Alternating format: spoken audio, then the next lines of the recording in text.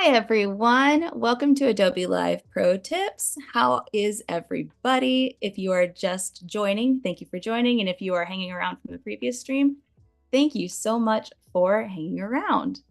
I see we've got Voodoo Val in the chat. Hey, Val, how are you doing? We have someone who's named Bacon Bits. Hello. Keys, Katarina, Carol, Apurva, how are you all? How are you doing? What's new? What's going on? If you have not tuned into a tooltips before, this is a very quick 30-minute like run through of a specific tool in a program of choice. We are today going to do the path blur in Photoshop.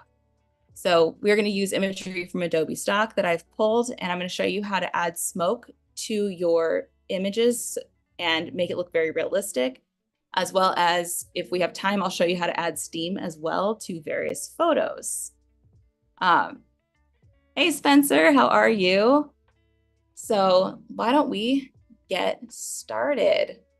So I have this photo that I pulled from Adobe stock.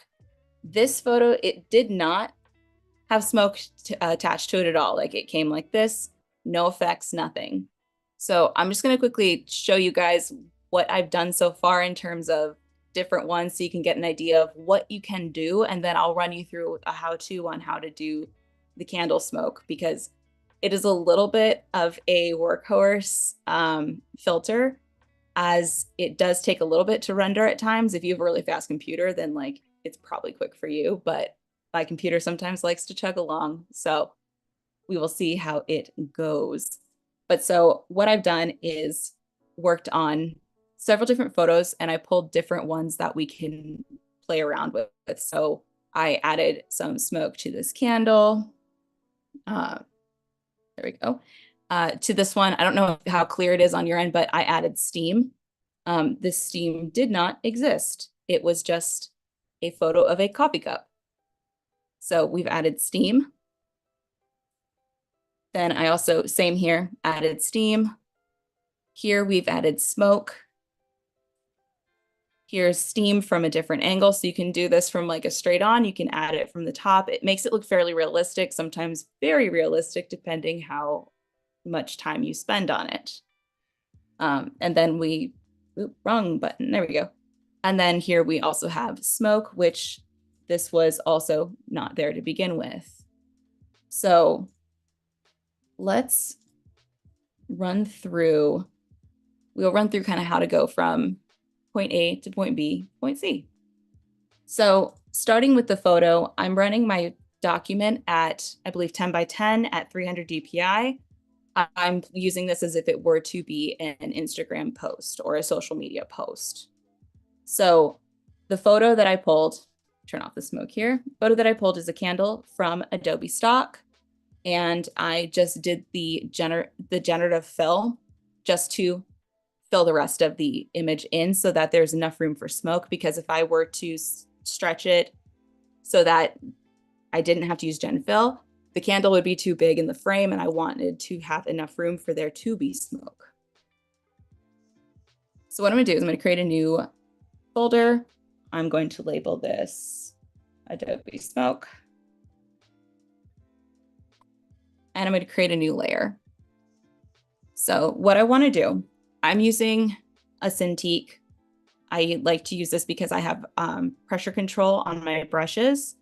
You can use a mouse for this. You can use an Intuos tablet. You can use kind of anything that works for your particular workflow. Like I said, in this instance, I'm using a Wacom tablet. And what I'm going to do is pull a brush. I'm going to set my paint color to white. So if you don't have your default colors, just hit the D key and it will reset them to default. And then you're just going to go to this little switchy arrow here, and you're just going to switch them so that the white is your foreground color. And my brushes, I'm using a soft round brush. I'm going to take the hardness down to about 19.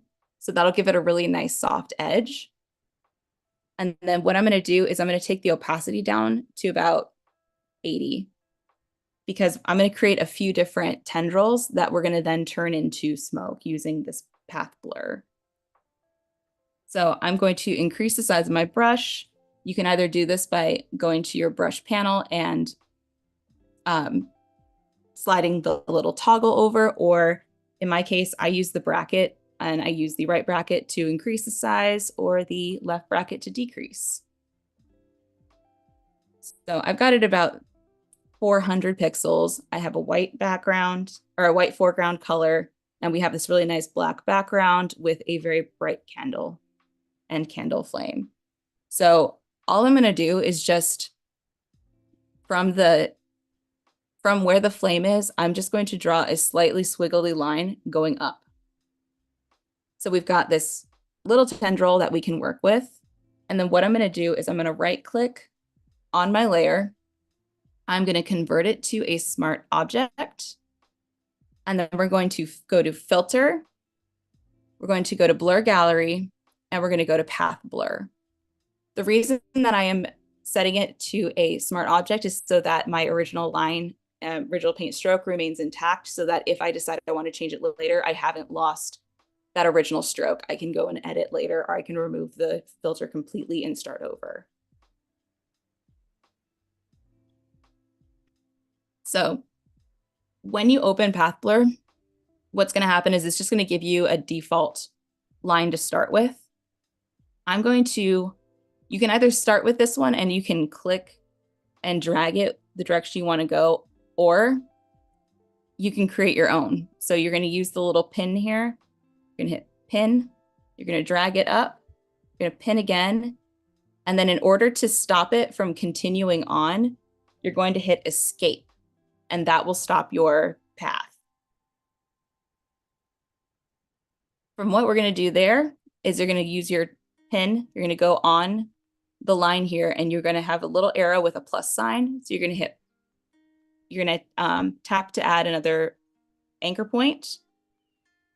And then you're going to drag that anchor point over. And then you're going to do the same thing up here. You're going to add an anchor point and then drag it over. And then what I'm going to do is I'm going to add a couple more just to give it a little bit more, or give myself just a little more control over the direction of the smoke tendrils. And you see this arrow at the top, that's going to tell you what direction that the motion is going to go into. And if you guys have any questions, by all means, please let me know. If I'm going too fast, please let me know and I'll slow down. We're going to start with the one, and then I'm going to show you how we do more than one path blur in an image. But so what you'll do now is you have this path blur option over on your blur tools, and you have basic blur and rear sync flash. We're going to use basic blur. You have speed and taper, and what you want to make sure you do, because the more speed there is, the more variance you're going to get in the direction of your smoke. So we're just going to start, and we're going to bring it up to about 144%. It's going to update, and it's going to show us what it's going to do. It'll take a moment. Hello, Frank. How are you? Welcome, welcome. Alessandra, hello. Jack, hello. How are you? All right. So, whoop. See if I accidentally deleted my original line. Sorry, my throat is so dry right now. And so I'm going to be drinking a lot of water. Okay. So we have our path blur. You can see it didn't actually do a whole lot in this regard. So we're going to go and make it really exaggerated and drag the toggle over to 366%. And you can see that started to give it a little bit of an effect. So see if it'll let me zoom in a little bit. No, I guess not. We'll see. Like I said, my computer is a little slow when it comes to this stuff, but if you have one of the M2, M3 Max, you will probably have an easier time with this, quicker time. I have an Intel because they had only just come out with the M1 at the time, and I didn't know that I trusted it. There we go. too far in. Only downside is it previews every time you change this. So let me turn off the preview real quick just for the sake of getting this back into frame. I apologize, it's taking this long.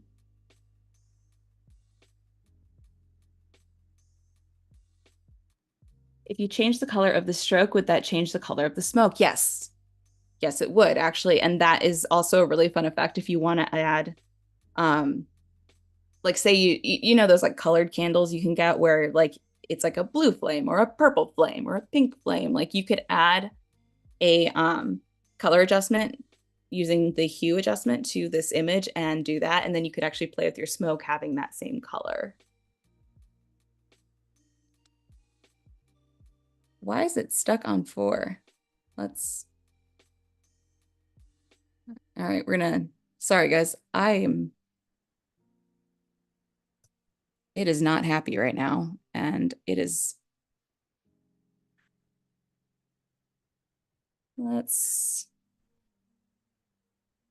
okay.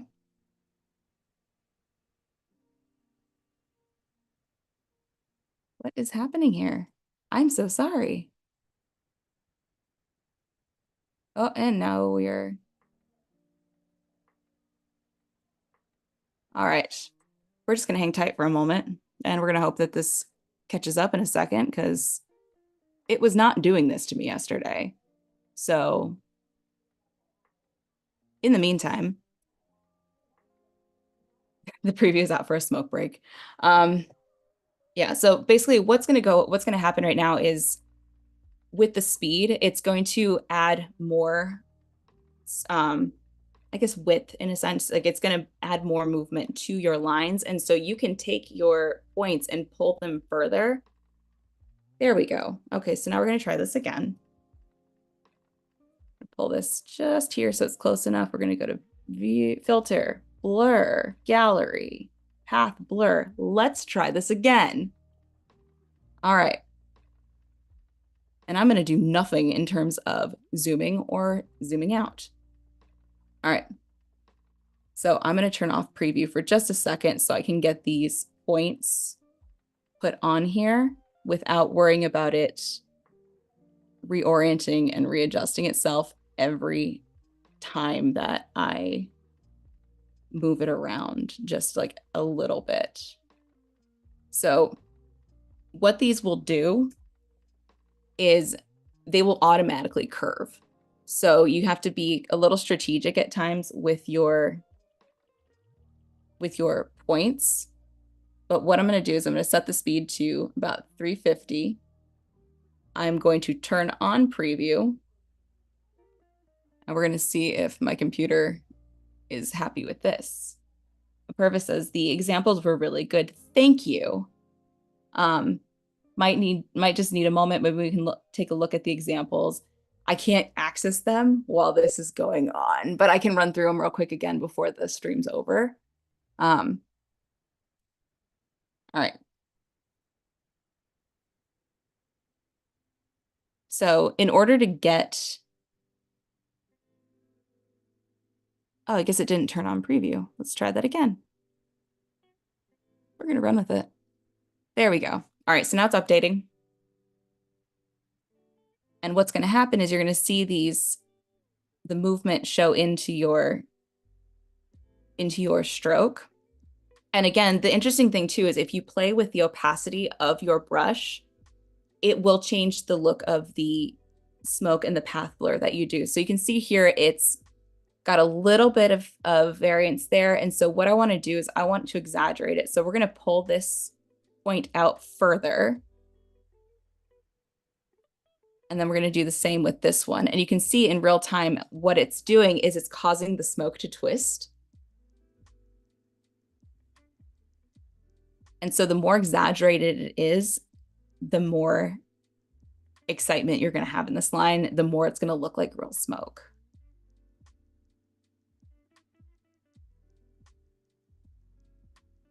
We've got And then there's an option for,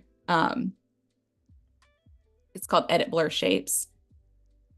What that does is it adds these arrows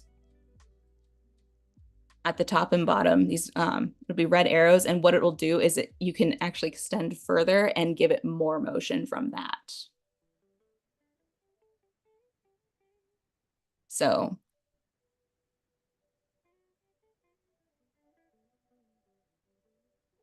you're going to, there's the arrow. So what that does, I moved the screen. It'll take a moment. This only happens if you're live previewing it. But what that'll do is allow you to extend that, and it'll give it more movement, and it'll make it kind of pull further.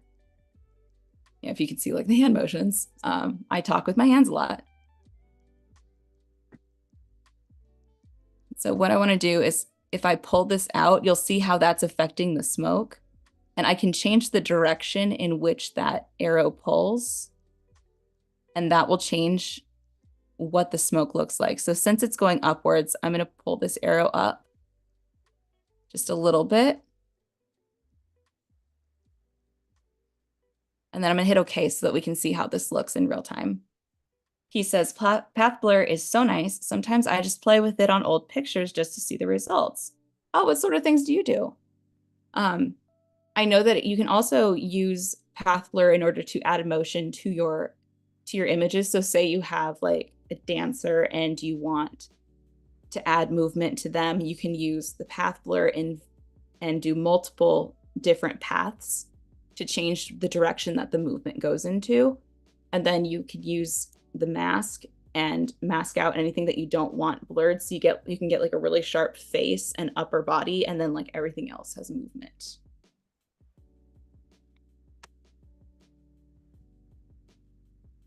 Hold this over here so you can see the progress that's going. But because you're telling this path to do a lot, it's going to take a moment. And because I'm working on it as a smart object, that also has something to do with that. You don't necessarily have to work on it in a smart object form, but it's nice if you want to be able to adjust your path later or be able to go back and see what type of stroke you did in order to achieve what your result was.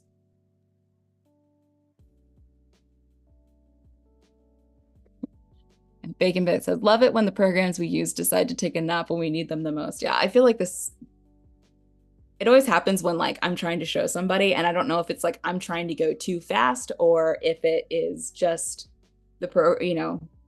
just the program sequence of things, because sometimes it takes longer, sometimes it doesn't take as long.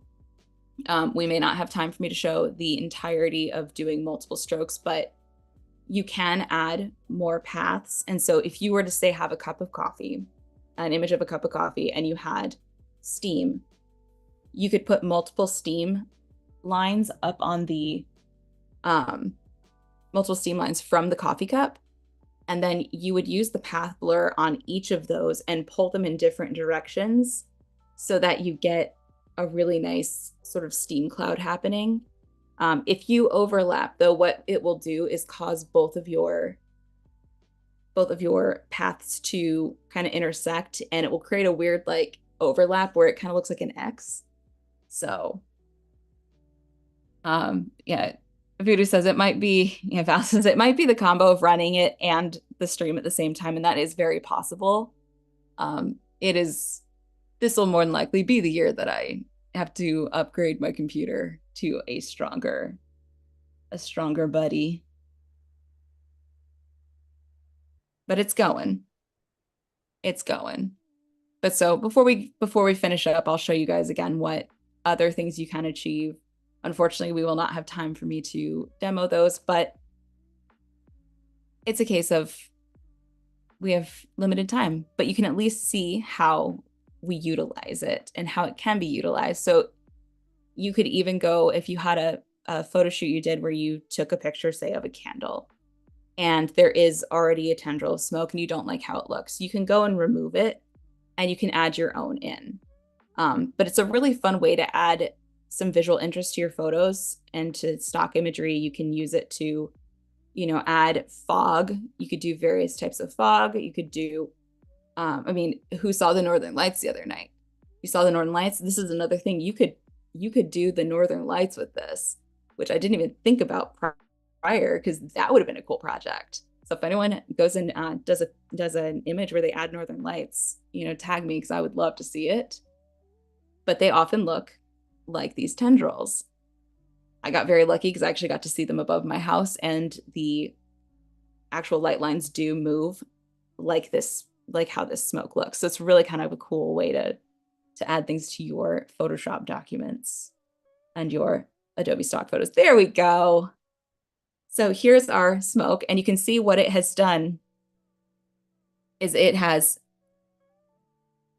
intersected with this candle, so it actually looks like it's coming from the candle, and it rises upwards. And one thing you can do as just sort of a last little effect is you can add a layer mask to the layer itself by hitting the layer mask button. It's a square with a circle inside it.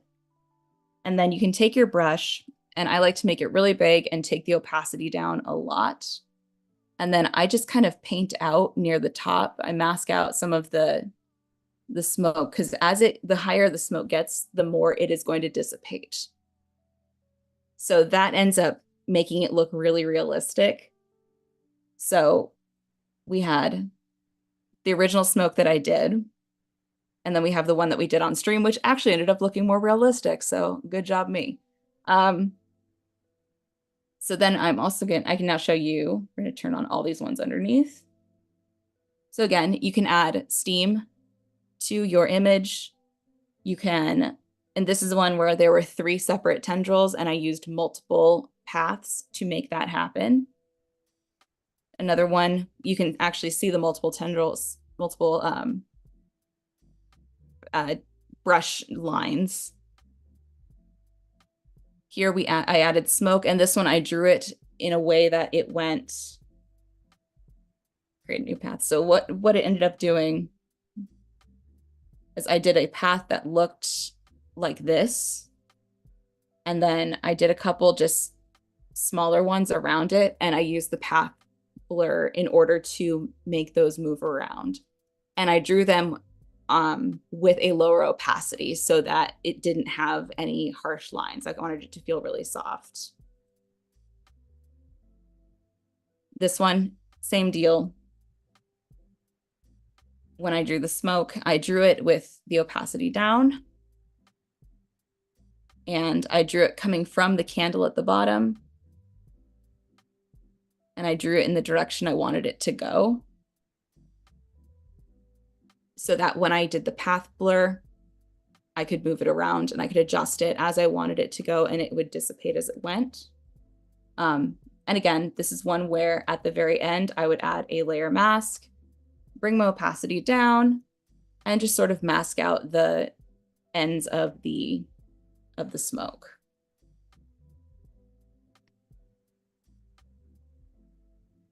Just so it has a little bit of a realistic look to it.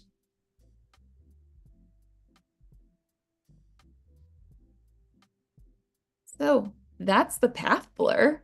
I apologize for how long it took to get from point A to point B. I was hoping I'd have a little more time to show you a little bit more with it, but it also, I think I got it across, right? See, so what is everyone saying? Oh, Carol says, love it. Thank you, Shauna. Val says, nice. Yes, I appreciate you guys joining me today. I would love to see what you do with this. I think that there's a lot that you can do with path blur, including things that I haven't even considered yet. I think the smoke is a really fun one to do because it's just very satisfying when you get it right. And when you add to it purposes, no worries, it allowed me to send a few emails. Good. Val says, great idea about the Northern Lights. Yeah, everyone saw that meme where people are just drawing like lines, and they're like, look, I saw it. You could actually probably fake it, which could be kind of interesting. It'd be fun. But you could also add it to, say you have an image of like a motorcycle taking off, and you've got the, what what are those? The tire lines on the road. You could draw smoke coming off that and use the path blur to make it look like they just happened. You can use it for fog. You can use it for smoke. You can use it for steam. And you could probably even use it for some interesting clouds. So there's a lot of different things that you can apply this to. And you can have a lot of fun applying it to, and especially using Adobe stock. There's a lot of options that do come without any sort of smoke attached, as far as like candles and such go. So it is really fun to be able to play around and add stuff to that. So does anyone have any like last questions before we wrap up today? Val says, I will absolutely be trying this out. I hope you do. I want to see what you do. I want to see what you guys make with this because I think it's going to be really fun. Especially because how I use it is going to be different from how Val uses it, which is going to be different how Keys uses it. Like everyone's going to be using it in a bit of a different way. And there are different ways to come to the same conclusion. This is just one option among many that can happen. So I appreciate you all tuning in. I appreciate you hanging in there with me on this. And I hope you guys have a fantastic day. If you are planning to hang around, please do, because we have Fabiola Lara coming up next, and she's going to show you how to animate a still life in Adobe Fresco. So make sure you stick around, and I will see you all later. Thanks again for tuning in, and I will see you hopefully next time. Bye.